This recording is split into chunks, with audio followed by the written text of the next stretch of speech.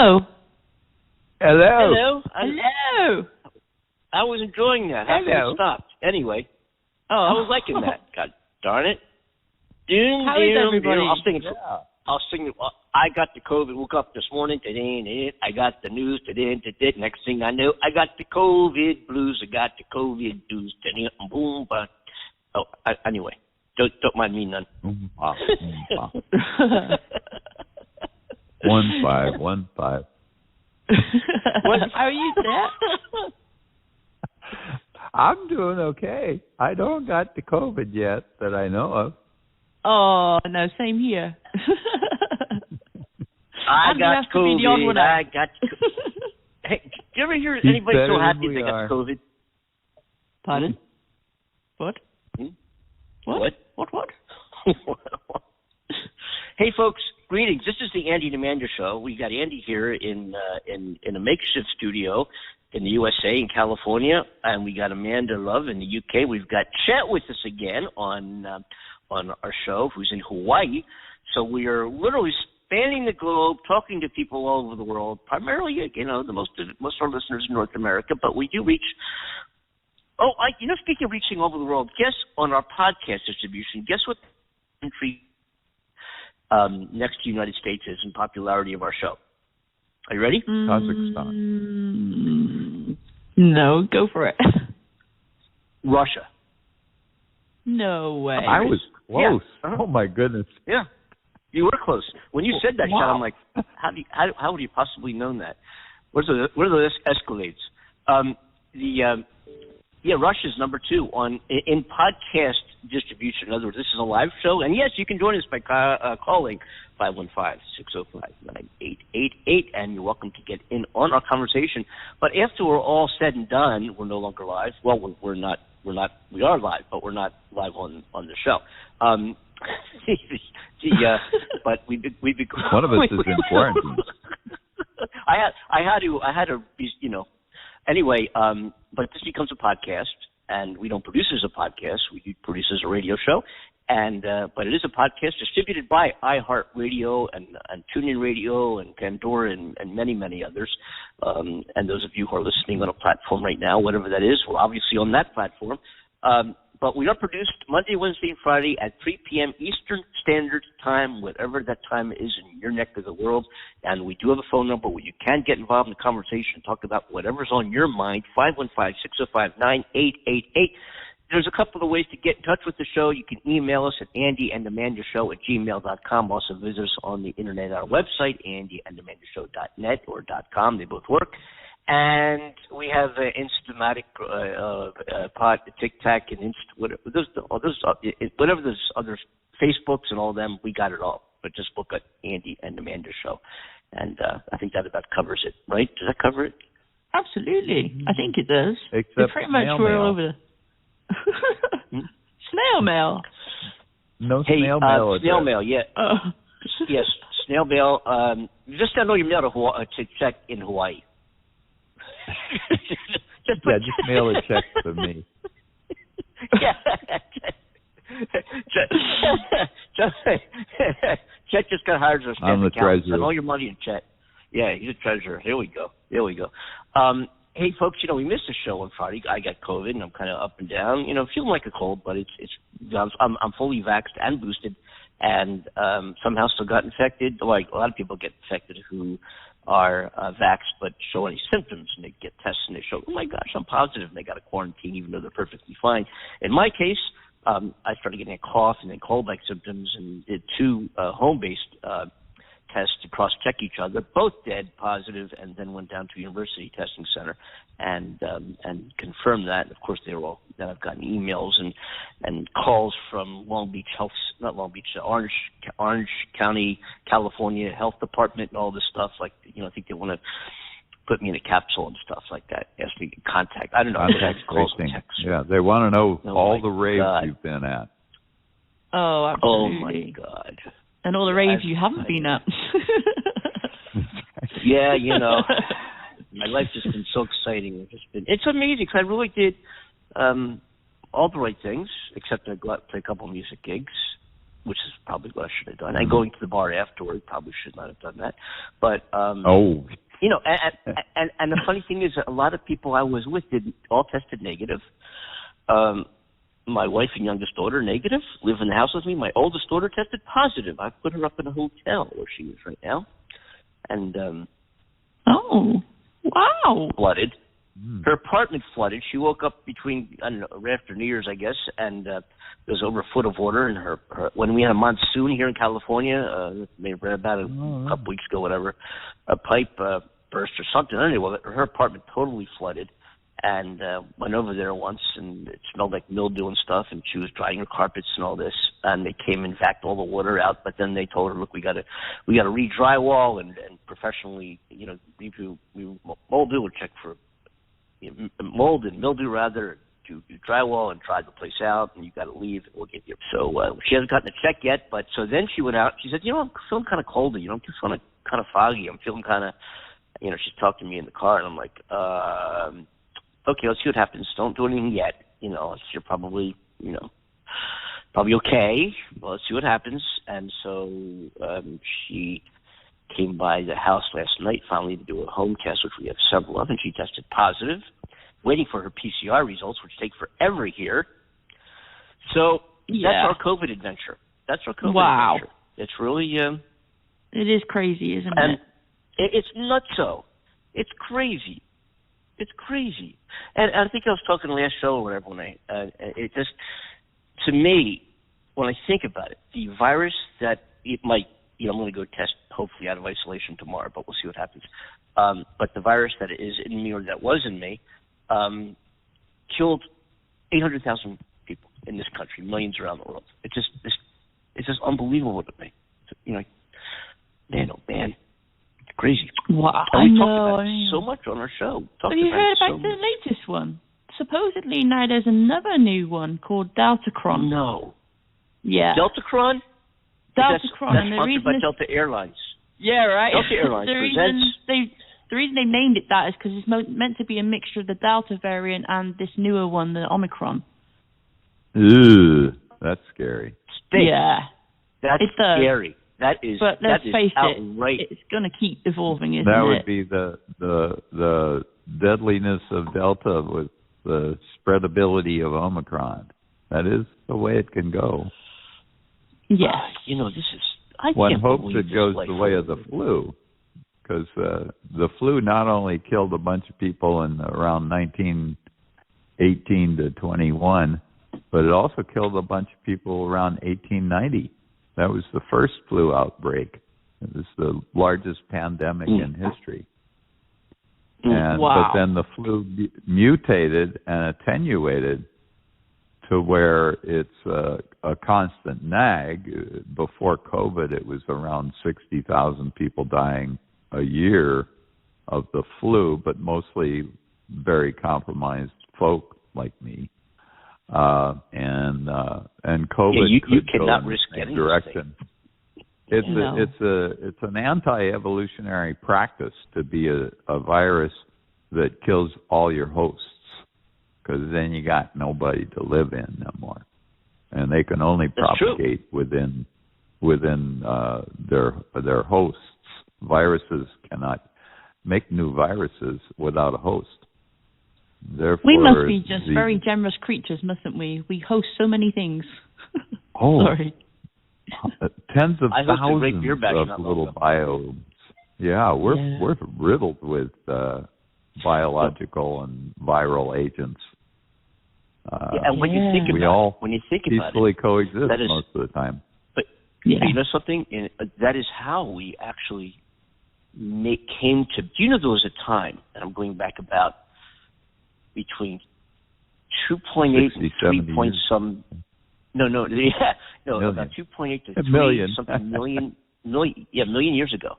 There was actually two very similar but different species of humanoids, of what became humanoids. There was actually two human, and there's Australopithecus afarensis. I think that's who we are now. I believe, if I'm mistaken, that's what we eventually became. And out on a form one day. Who are you? Name, address. Yeah, exactly. So can you imagine? So now we have like race and ethnicity and race, skin color, all this stuff. And can you imagine if that other species, which was human-like, very similar to our own at the time, had actually evolved and developed, but the reason why they didn't is because something exterminated them, and we actually evolved and processed over millions and millions and millions. It's hard to grasp millions of years. It's hard to even grip that the Earth's 4.8 billion years old, and we've only been here for a couple 100,000 years in our present form, and that's like nothing. That's not even on the, that's so small that it doesn't even show up on the graph.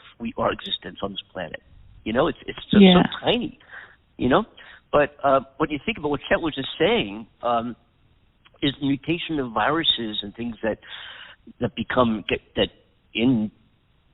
integrate within our bodies and has the potential to change us or exterminate us. Is really species evolved on this planet over the past millions and millions of years. And you think about it, dinosaurs, I remember talking about this one time on the show. Dinosaurs existed for what? 60, 70 million years? 165 million years. 165, I believe. 165? Okay, 160, but 70 million years ago, right? I guess that's what it was. So 165 million years. Think about how long that is. And here we are. It might take me that long to think about it. Is that okay? Yeah. It's unreal. It's unreal. Sometimes I'm just sitting, I drink my vodka, whatever, I just sit up back in the sunshine and just look out to space and, up at the sky, and I think about that sky and the green and everything was seen by so many different types of species over millions and millions and millions and millions of years. And here we are. To me, it's just amazing. Anyway, go on forever. But it is. I love having those moments, dwelling on something, well, not dwelling, the wrong word, but, pondering and spending time thinking about something like that. Yeah, I get it. Yeah. Another way of thinking of it is the dinosaurs lasted 82,500,000 U.S. election cycles. Unfortunately, one of them still survived to become a president of the United States. Which one? Ding, ding, ding. Hey, speaking of which, guys, we missed a show where I wanted to talk a lot about, not a lot. I wanted to address the insurrection, which was a year ago. January missed the show. So it's like a resurrection. Yeah, resurrection. And the resurrection of the insurrection. Yeah. But anyway, it was a year ago on January 6th. Anybody have comments about that? It was a crazy time for sure. Yeah, unbelievable. It was the best of times. It was the worst of times. Yes. Sounds like a song. Got to be a song. Dickens already said it. Oh, he did? All right. Never mind. The opening to Tale of Two Cities. Oh, is that right? God, Chet, you're that is correct. These things. He's a very knowledgeable man, aren't you, Chet? That's a good book. That's amazing. What is up in the UK, Amanda? What's going on over there? Oh, really? Well, in all seriousness, it's all been about this COVID as usual. I mean, there's a lot going on in the news with different things about, reports of different, like celebrities and usual, talking about Russia and, what else? Oh, a millionaire, who was a murderer who was given a life sentence later on in his years, and then as soon as he found out he was given a life sentence, he was put on a ventilator, and shortly after that he died. Bless him. But he was like a real estate heir. Robert Durst, I think that was his name. They were talking about that. That's from US and Canada news. But yeah, mainly we've been talking all about COVID, because everybody's been panicking. Like Boris said, we're on another 3-week period of Plan B, which we're on, where people still have to work at home, and if they can, and he made changes, which I talked to you about. You remember I said to you that if you take a lateral flow test, you don't have to have a PCR test if it shows up as positive. I think they were trying their best to, cut down on the amount of people just showing up for PCR tests, because they stayed. They stated that only have a PCR test if you're actually showing symptoms. And I think people were just showing up out of caution. And so, there was a lot more bookings and, of course, a lot more funds being used for all these PCR tests. And so the fact that they said that is all to do with the money. It really is. The government are now like, okay, well, we're running out of money. So, hey, if you test positive on a lateral flow test, don't show up for a PCR test, just quarantine and do your bit. And, they were talking about the pre-departure travel test as well. Blew my mind. Because if you're going to be flying abroad, surely you want to have a COVID test to show, hey, I haven't got COVID. And there's going to be countries that recommend it anyway. I mean, the US, as far as I'm aware, they don't allow you to arrive there unless you've had a PCR test, I think it is. So even if this country's saying you don't need one, you still need one to go to other countries. Yeah. Do you know that the rate of COVID is it's higher than it's ever been? But hospital deaths are down, hospitalizations are up, deaths are down, and the rate of infection is way, way up. It's off the charts. And I guess people like myself, because and the severe hospitalizations are in fact unvaccinated people, and the deaths are unvaccinated. That's statistically a fact. But I'm fat. I am vaxxed and boosted, and I got COVID along with symptoms of COVID. Not horrible. I have had worse colds. We talked about that. I'm hanging in there. Sometimes I feel more fatigued. Like I had nothing better to do last night, so I started cleaning out some desk drawers and stuff, and I just flat out of energy, and I felt like I had a little fever. When you're sick, you feel like you have a fever coming on, like I started getting hot. I felt feverish. I felt fatigued. I'm looking at these piles of crap I made from my drawers. I'm like, I can't do it. I got to rest. I got to lay down. I can't do it. Yeah. And I'm glad you listened to your body, and you did that. Yeah, and it made me think, because I want to go to hopefully get tested negative tomorrow, and I started thinking last night, I started getting down because I'm thinking, fuck, I got no energy. I can't even fucking clean out excuse the French, folks. I can't even clean out a desk drawer, and I'm going to go down and get tested negative on Tuesday. I mean, really? How long is this thing going to last? I don't know. Crazy. I found the clip I was going to play, anyway, what I wanted to do real quick, Chet, I was talking to you about this earlier, is CNN did a 1-year kind of interviews at how Trump gives these little rallies here and there, and a CNN reporter who was actually at the insurrection on January 6th came back a year later to randomly interview some attendees at a Trump rally. Their remarks were appalling and embarrassing as an American, and I want you to take a listen to this. Here we go. Thanks to CNN for this. Nearly 1 year after the violent and well-documented attack on the U.S. Capitol, some people are still deflecting blame from Donald Trump and his supporters, and instead they're embracing conspiracy theories. They are pointing fingers at Democrats and the FBI. CNN's Donny O'Sullivan is joining us now from Washington. Donny, it's pretty astounding what people believe. Yeah, Brianna, ever since the Capitol attack, there has been an effort, a campaign to alter, to warp Americans' understandings of what really happened here in Washington on that day. And in many ways, that disinformation campaign is working. Take a look. January 6th attack was not the Republicans nor Trump.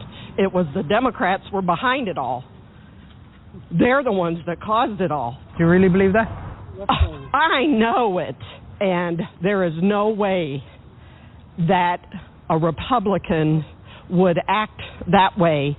And there is no way that Trump had anything to do with what happened on January 6th. Well, what about all the Trump supporters that have been charged and indicted? Because it's all Democratic judges and people that were on the take from the Democrats. It's been a year since the attack on the U.S. Capitol. This is our Capitol! And because of disinformation, denial, and diversion, Americans don't have a shared history, a shared understanding of what happened here on that day. I think the whole reporting of it is a giant hoax. We are very peaceful people.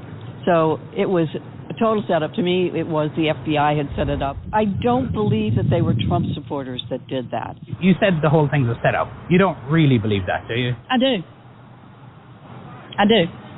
Because Trump won the election. They've proven it over and over again. I really don't think Trump had much to do with it, and people that were supporters for him, some were involved, but I think they were enticed by the FBI and by undercover agents. When I spoke to Trump supporters here in Washington on January 6th, most were in denial about the results of the 2020 election. Do you accept that Biden won the election? Absolutely not. Biden did not win this election.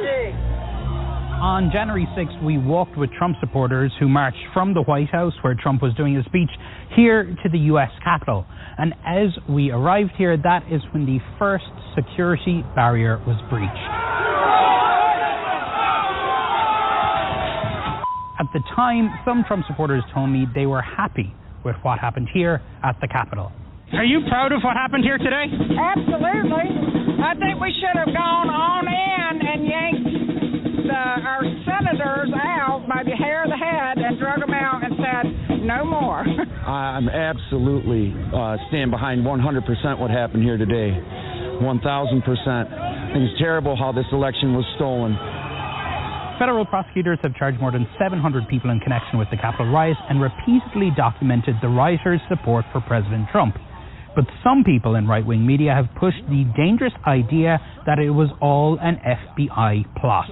FBI operatives were organizing the attack on the Capitol. There is absolutely no evidence whatsoever that this was some kind of false flag event staged by the Democrats or the FBI. What would you say to people who say January 6th was the biggest attack on American democracy since the Civil War? Absolute rubbish. But amid all the denial and deflection, I met one Trump supporter who said it was important to be real about what happened on that day. What do you think of the Trump supporters that stormed the Capitol? Oh, my. You talk about misfound feelings.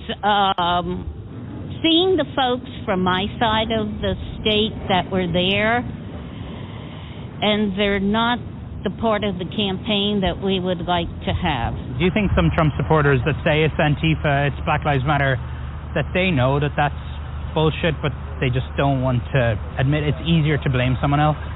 Everyone is afraid to, take the blame. It's that simple.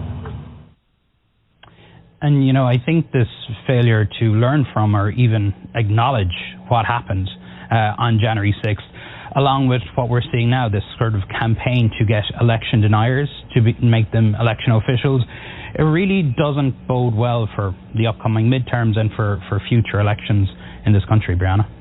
No, it certainly doesn't. It's an alternative reality that we see you unveiling there. Thank you so much, Tony. And there we have it. Wow. That was kind of funny. Yeah. CNN calling some other people's understanding an alternative reality. Yeah. These remarks were remarks that I've seen. I think we've even played them through the year, different audio clips that we've had that we put on our show, and interviews we've had with people who've called in. And then again recently on TikTok, I told you I went into that live. Somebody's doing a live from somewhere in the South. Not that is indicative of the type of populations in the South, but I think that's a large pocket of these like-minded folks in the Midwest as well. But it's absolutely appalling that this is interesting.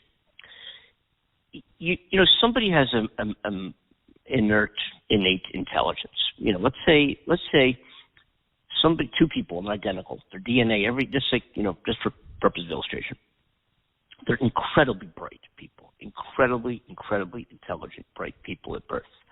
One goes through school, goes through college, goes to Harvard Law, or becomes some whatever, you get the idea, goes through an amazing, impeccable, pedigree of educational institutions and does very, very well. The next person becomes a welder, right? But they're genetically identical, right? So the welder could have actually done the same thing. So you can't say that education, if somebody's well educated, that means there's a certain level of intelligence. Because some people who might have the aptitude to do amazingly well in the intellectual and, let's say, the academic arena, as researchers, as critical thinkers, as professors, as physicians, astute lawyers, I want to be carpenter and probably make more money. Anyway, I'm not going to all those places, but that doesn't mean that doesn't mean they're not intelligent, right? It doesn't at all. It's nothing to do with that. Because some folks say universities are the issue. Universities are what's turning universities are what gender identity, BLM, the thinking. Christopher Columbus came over and started slavery. Where's all that learned? That's all universities. Shut them down. What's going? Whoa, right? So what education does is it enables and promotes and provides an impetus for critical thinking. Does critical thinking eventually lead to a behavioral change? Well, in fact, it can.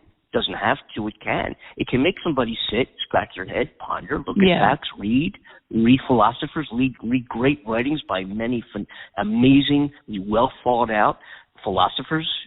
Going back to Plato and Aristocrates, so many, and people who question. They question. They look at the situation. They say, "How? Why? Really? Let's go deep into that." That's what education promotes. It doesn't have anything to do with intelligence, right? So what I wonder is when I started asking some people, and I did do this on TikTok, and I didn't mean to belittle anybody, and I was very clear about that. I said, look, I'm not doing this to prove that you're some stupid asshole, although you sort of sound like one. Excuse me. Anyway, but I'm curious. What is the highest level of academic education, which is far different than street education, academic education that you received? High school, 7th grade, 6th grade, 8th grade, and there's and we go into this discussion about, and it was a good discussion. It wasn't hateful. It wasn't belittling. It wasn't you're Democrat. It was very, very constructive conversation, texting back and forth. That just what I said, that education does not breed intelligence. It can take what you have and further develop it, manifesting your outlook on life and who you are and how effective you are in your life can be maneuvered and enhanced by a good education. But it has nothing to do with how intelligent you might be, But what education does is it promotes critical thinking. And I think that is why we must do whatever we can to get this country and people educated. There was a time, I remember talking about this when the Live Better, not Walmart. What do they call? Build Better? Build Back Better. Build Back Better. Part of the Biden agenda was to have your community college tuition, which is a 2-year school, paid for by the government. There was a bar at one time many, many years ago, I guess not that long ago, putting everything in perspective as we did earlier in the show. There was a bar placed by the government that said a high school education. There's got to be some kind of minimum level of education that we need to instill amongst the population of Americans, and we will create the public school system. You graduate high school. If you go to college, great. Whatever you want to do, wherever you go, however you want to proceed after that, great. We're going to provide a public education. Of course, private schools respond and so forth. And then somehow, this is kind of interesting. I remember we went into this a while back, a long time ago. Somehow, the bar became, to get a job, you need to have college. And here I am, now I'm the government, right? And I'm saying, yeah, you do. And I'll tell you what we're going to do. We're going to give you the money to go to college if you don't have it. But it's a loan. And you got to pay it back. If you have troubles in your life and you have to go bankrupt, or you have issues, or something happens, or unfortunately you come across a very horrible situation in your life where you find yourself with no money, you declare bankruptcy, which of course is great that we have that in place where you can at least unload all that, go ahead and live. That is a mechanism we have, a legal mechanism to get out of debt. Good thing. However, it doesn't apply to your college, to Uncle Sam. Your debt to Uncle Sam doesn't go away. You got to pay the college debt no matter what. So isn't this like the mafia? You got to pay us no matter what, dude. We gave you $150,000. You got to pay us. We don't care what your problems are in life. Yeah, it's criminal. It really feels criminal. It is. And you can look to California for the model. Yes, you can. Oh, Chet, can we talk? Pat Brown. Yes. Back in the 1950s, and actually it was fairly general. College was either affordable, or in the case of California, it became almost free. So, and then the neoliberals got involved, and instead of taxing people to pay for college, they cut taxes and raised tuitions, and that started and I had a personal example. I went to a junior college for some music courses because it was a music magnet junior college, really outstanding courses. I got one course I took, sound reinforcement, was taught by the head of the department, who also gave the same course for $3,600 a semester in the city. And I got it for $11 a unit. Wow. And then I went to take courses in 1 year. It was $11 a unit. And then I went back to take a couple more 2 years later, and it was already $22 a unit. Wow. Because the money's being grabbed for tax cuts. There was a period of time. There was a period of time where college, if you are a resident of California, state schools were free. That happened for a while. Then they started upping that. And today, if you live in California, tuitions are for state universities, UCLA, Cal State, blah blah blah, are much more reasonable than the private schools. Yeah, well, USC's 50. But it's still obscene, though. I saw it in Arizona. Of course it is. $20,000 a year in state. God, it's crazy. Wow. But I think about. Sorry. Well, how does it work in the UK, man? Sad. Yeah. Well, it's pretty much the same, darling. But the thing is, what pops to my mind is that if somebody isn't educated, they get looked, and made to feel like they're nothing. Like, oh, well, they're not very well educated. And yet, we all strive to be educated because we know that if we're not educated, we're not going to get the same kind of things offered to us, the same opportunities. People will, treat you differently. And yet you have to, you're forced into this corner if you can't afford to get an education. So you have to pay for it. And then if you can't pay for it, like you said, you've got all these major issues and stresses for the rest of your life. A lot of these students are paying off debt for years and years and years after they've left college, and then they got the pressure of trying to find a job that doesn't always happen for them, even if they do have the qualification. And that's criminal too. So then they got to stress about getting a decent enough job. That's not what they intended to do. It's not in the field that they were aiming for, and then they got to worry about paying it off and living, and it's just criminal. That's a very much an irony that so many people get a degree and they end up not doing anything compared to it. Yeah, it's would you just like fries to amend my numbers here. Yeah. I just looked up the University of Arizona. The total cost estimated total per year for an Arizona resident is $31,000. For a non-resident, it's around $55,000. Whoa. And that's why the University of Arizona is filled with foreign students, because they'd rather have them paying $55,000 than to have Arizona residents at 31. And your thing on education breeds critical thinking, you were saying, Andy, what immediately came to my mind, sorry about this, but critical thinking can lead to quite bizarre places if it's based on fallacious assumptions. For instance, very true.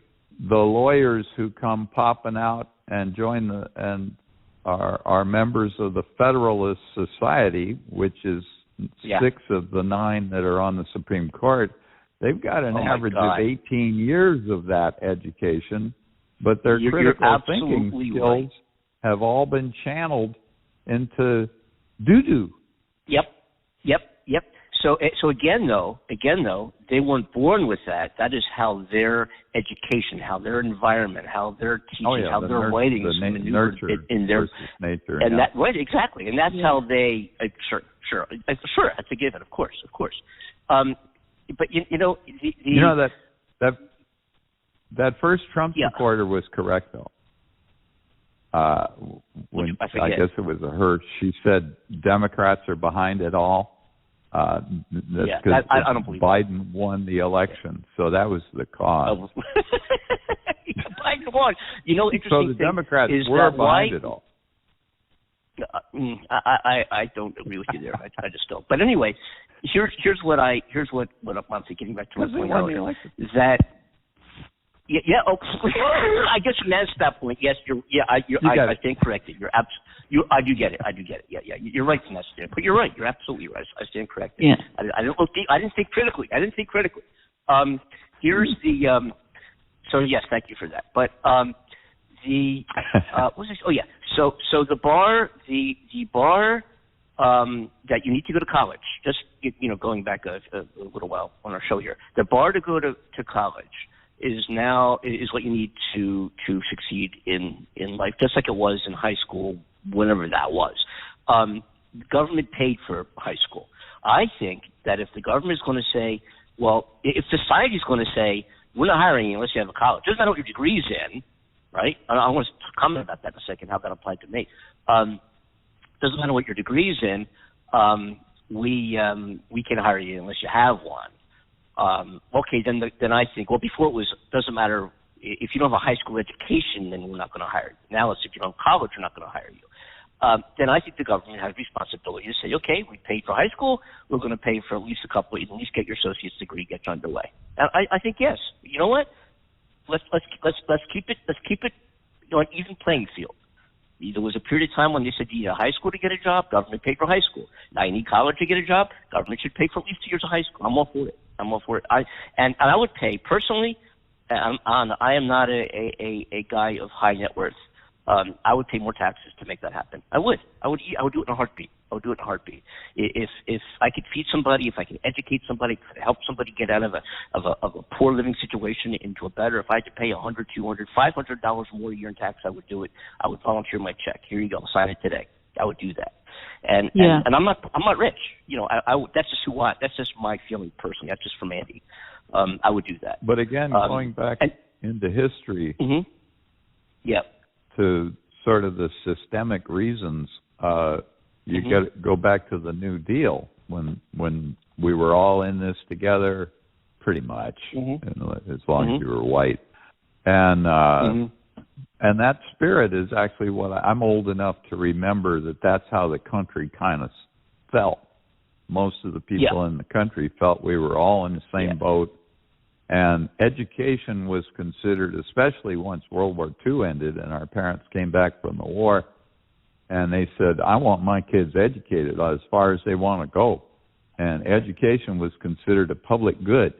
And even college was heavily subsidized. The college I went to, the first college I went to many. The first one I went to cost the equivalent of $3,000 a year. And now I'm looking at University of Arizona's $31,000 a year. That's 10 times as much. Because education was morphed in this country from a public good to a rare commodity. So, the number of seats in colleges has not kept pace with the population. Therefore, it's a rarer commodity. And so only those who can pay the freight can afford to go. And, of course, the only way that poor people can afford to go is to get into debt for $100, $200 grand. Yeah. Thank you, Joe Biden. He was the guy that passed that bill. Helped pass that bill. I went to an aeronautical university. All I could, from probably ages 13 on, all I could think, dream, and talk about was airplanes and ailerons. Wow! And I started flying when I was 16 years old. I was playing with a rock and roll band. I was in my first band when I was 11. So I was playing music, and I couldn't wait till I turned 16 because you needed to be 16 to be a student pilot. And my parents bought me my first flying lesson with an instructor, an hour of what they call dual. Dual is when you go with the instructor, solo is when you obviously solo. So an hour of dual at that time was $29 an hour. This is early 70s, something, whatever. And I'll never forget, because all I could talk about for years, I think they got tired of me at the dinner table, was flying. And I used to go to the Kitty C's toy store and buy model airliners and build a United 747 and a National DC-10 and an Eastern 727. I built all these Aurora plastic models. Remember the Aurora models, Chet? And yeah. So that's what I did, And so flying was it. I would just watch the Weather Channel or the weather on the news, and there was a channel on PBS that talked about the aviation, something or other that I couldn't wait for every week. So finally, I'm 16 years old, and my parents drove me to my first flying lesson at North Philadelphia Airport, and I got this Piper Cherokee 140, and the instructor, who became a good buddy, I've known him for years afterward, named Chet Gardiner, great guy, to this day. And he took me up on my very first flying lesson. The plane's kind of bumping around there. We're flying around there, and I'm thinking to myself, maybe not. I don't know. Uh-oh. It was a little freaky. Couple of bumps. What was that? That would be me. That would definitely be me. I was never so glad to get down in my life. Oh, wow. But anyway, long story short, I went on to get, obviously, my private, my commercial, my flight instructor, and I was teaching people how to fly at that same airport down the road. But here's the deal. So then I became a professional pilot, went to Aeronautical University. And at the time when I was out there looking for a job, and I was building up time as a flight instructor, I have over 1,200 hours in the year teaching people how to fly airplanes. That's what I did. I went to work and did that every day. And then I taught ground school seminars weekends. I taught 8 hours on Saturday, 8 hours on Sunday to prepare students to take an FAA written in one weekend. Bam, you come spend a weekend with me. I'll teach you the whole thing. The FAA comes into the exam room on Sunday, gives you the test right there, and you're done your ground school. You're done your written. Now focus on your flying. And I did that. I started a business called Aviation Ground Schools. We were all over the country. And then I was out there trying to find a job. And the airlines had pilots on furlough like crazy because the economy was so bad. And later on, Reagan fired the controllers, and we all know all that stuff. And they're always trying to find a job. And I did have an education, but there were talking to other pilots. So what'd you get your degree in? Oh, sociology. What'd you get your degree in? History. What'd you get your degree in? Psychology. And you're flying, right? Now let me ask you a question. Would you rather have in the flight deck a well-trained, competent, very, professional pilot at the controls of the airplane should something happen, or somebody who has a degree in history, their flying skills, they're all right. They passed everything. They did good. They did all right. Who would rather have the controls of the airplane? I think I'll go for the first one. Exactly. Now, so here's the deal. So I'm trying to get a job, and I made my way through an aviation career, blah, blah, blah. So, but now, right, and there was, what was I back then, 22, I got my first airline job at 23. So, and there are people knocking on doors, and nobody can get jobs. Some, obviously people do, but, they're very far and few between. The economy was so up and down then. It was so hard to get a job with a major carrier. And now, so I said before, an hour of dual is $29. Now an hour with an instructor is about $100. It cost $1,200 for me to get my private license when I was 16. Now it's $18,000 to get a private pilot license. Right? So what does that mean? When I tried the first time, it was in Florida, 1966, Piper Cub. I was 21. The whole license would have cost me $400 to $600. Oh my I tried God. again in 1977 when I was 33 in Hayward Airport, and I ended a drought. Every time I went to take a lesson, it was raining. Then finally in 79, at the age of 35, I got my private pilot's license. It cost me $3,600. That was when dual was around 35, I guess, and 35. Okay, I could rent the airplane. I could rent the airplane wet for $20. Yeah, same here. Hour. Yeah, I used to rent a Piper Warrior for $21 dual. A Cherokee 140 was $19. Yeah. The Cherokee Arrow was the 152. landing gear. Yeah. A spin you special. could rent an Aztec. Boy, they sure do pop into a spin.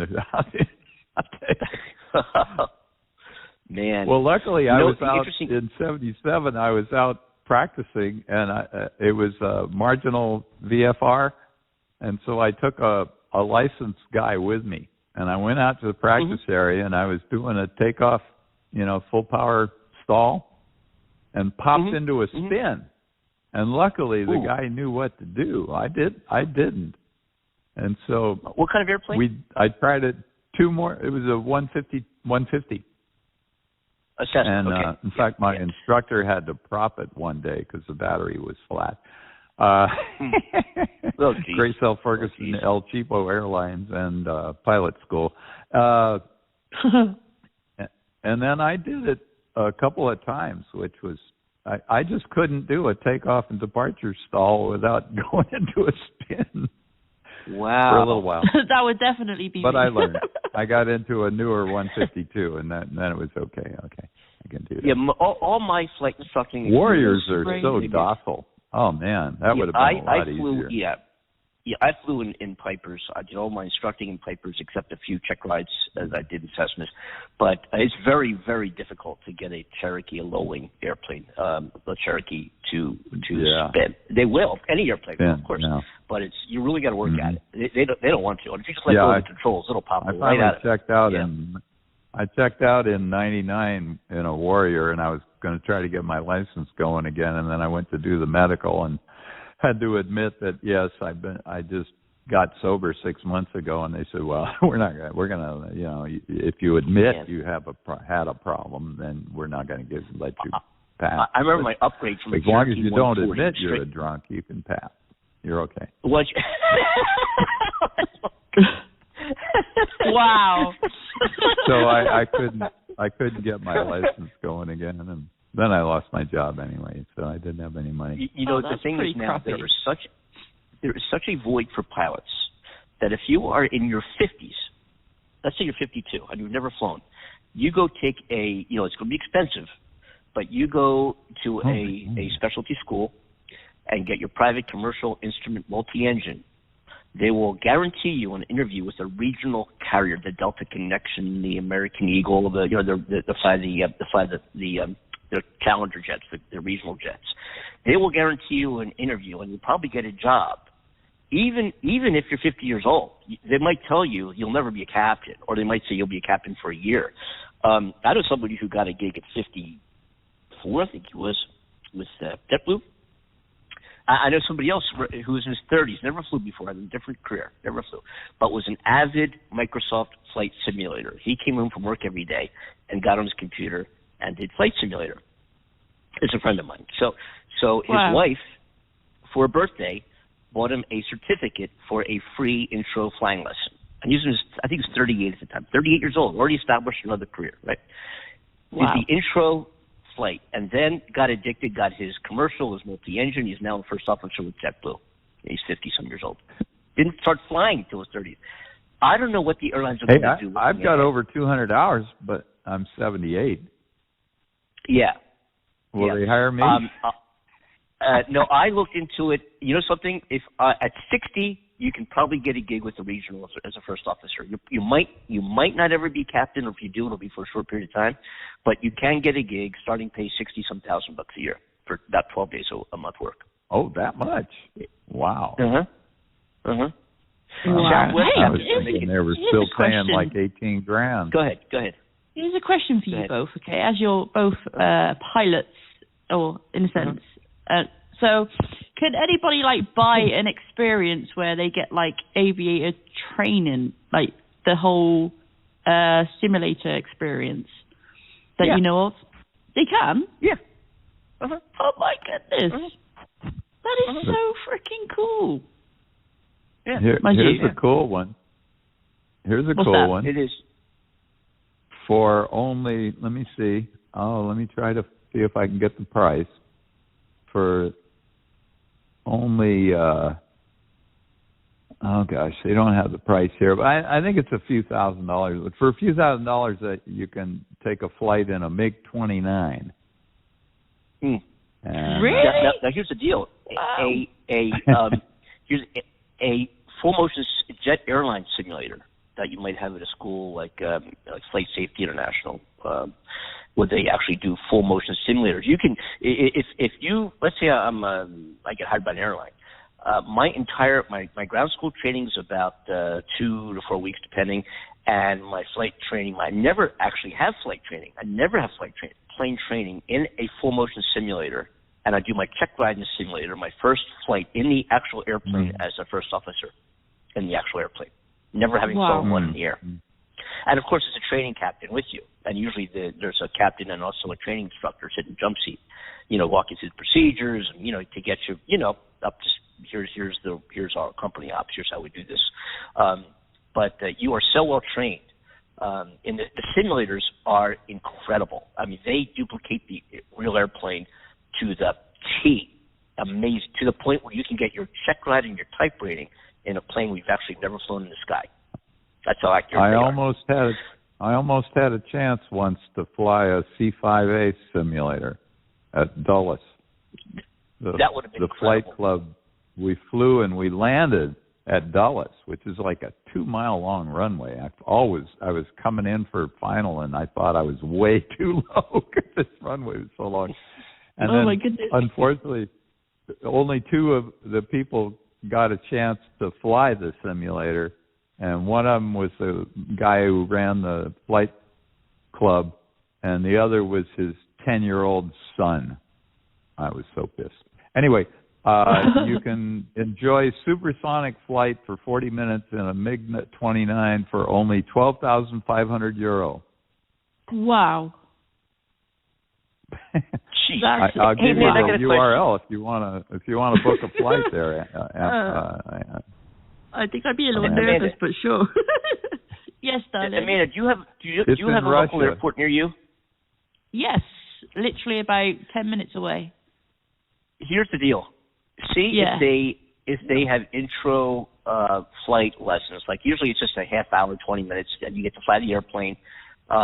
Hopefully an Cessna 172 or a Cirrus, and go ahead and take an intro flight. Just go ahead and pay for it. Maybe our show will treat you to an intro flying lesson. What's the name of your Amanda? What's the name of your town again? Cheltenham, spelled Cheltenham. Wait, Chel.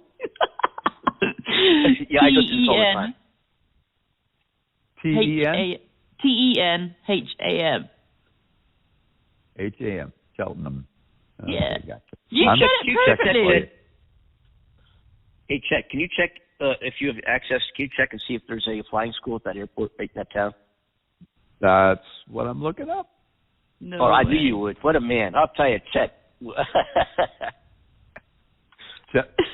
Cheltenham Flying Club. Yeah. Oh, really? What do they have? I always see tons of little planes going over, heading towards the airport. Loads of little ones. It's private ones. Gloucestershire Airport. Is that the one? Gloucestershire Airport.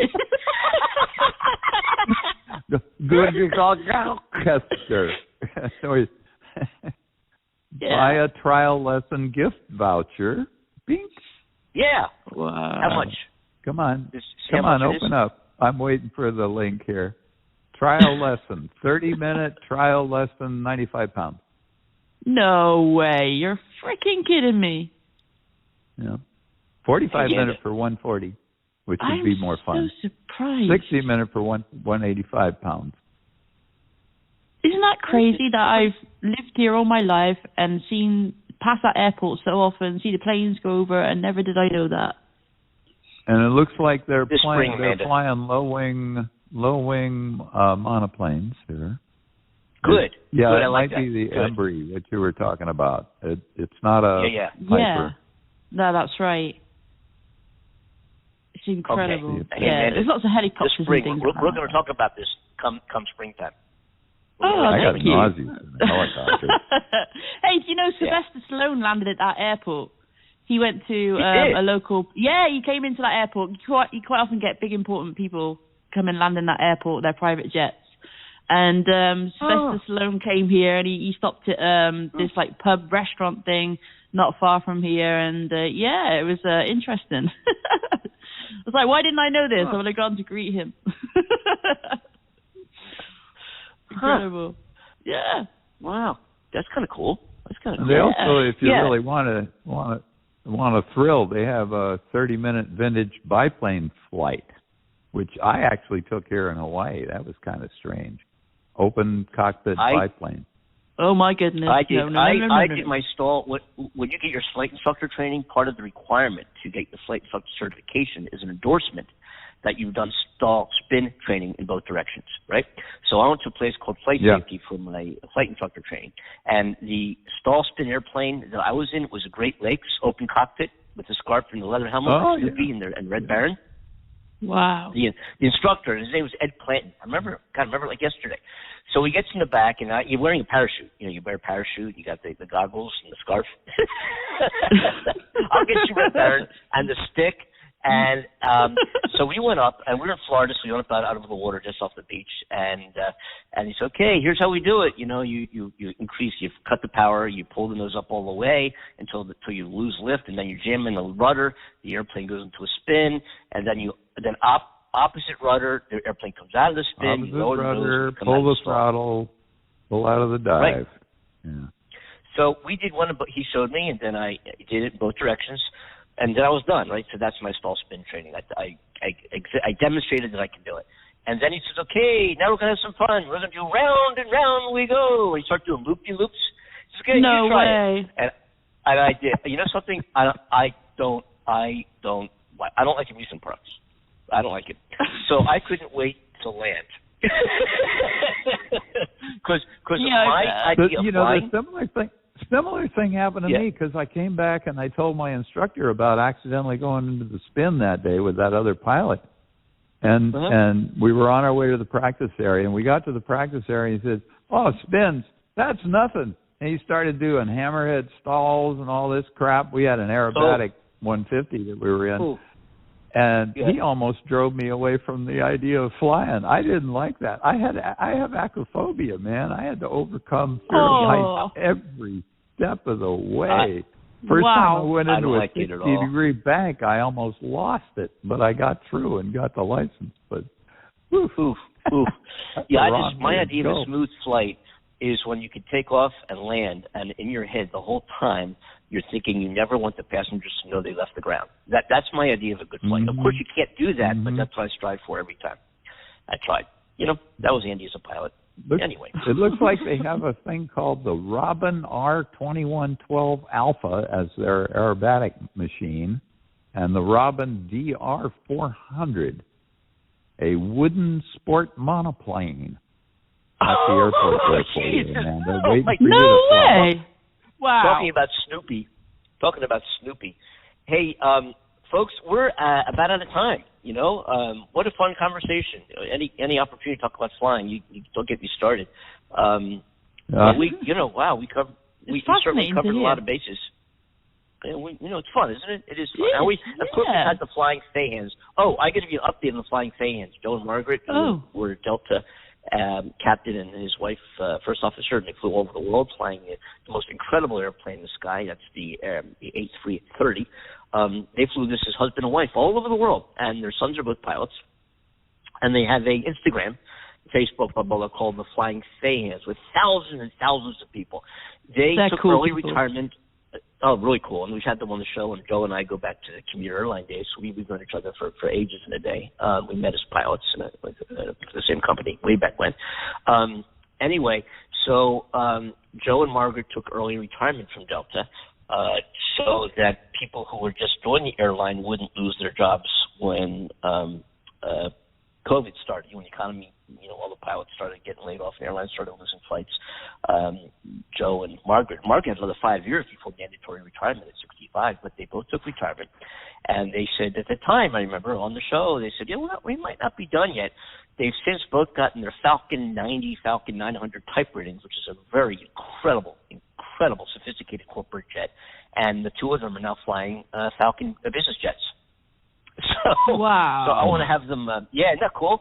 So I'm going to have them back on the show again, just to give us updates and, talk about flying and their lives and what they're doing now. They got this amazing house they had built down in Florida, and they're living a great life on the Delta retirement package, and also their corporate, whatever that job is. I'm not exactly sure, but I think they're flying a pro golfer. I think that's what they do. I think. Anyway. Wow. We'll get them back on.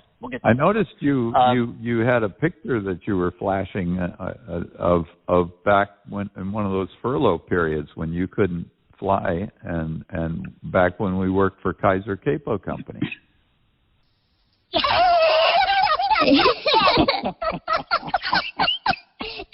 People said, Andy, so how'd your flying career end up? Well, making capos. Making capos is the NAM show. With this idiot he met from Hawaii. That is the picture that people see on the show, because I had to load the show from makeshift studio. I'll have to send you a better picture than that. I'll send you my New Year's 2019 picture. That's a better one. Send me some photos. Amanda, this is always such a blast. We did cover a lot of bases really today. Is. What a fun. We never know where the show's going to go. Folks, we're totally unscripted. Isn't it though? That was a really short flight. I don't know where I ended up, but it was a good flight. It was a great flight. It's a great flight. Yeah. What a fun conversation, as always.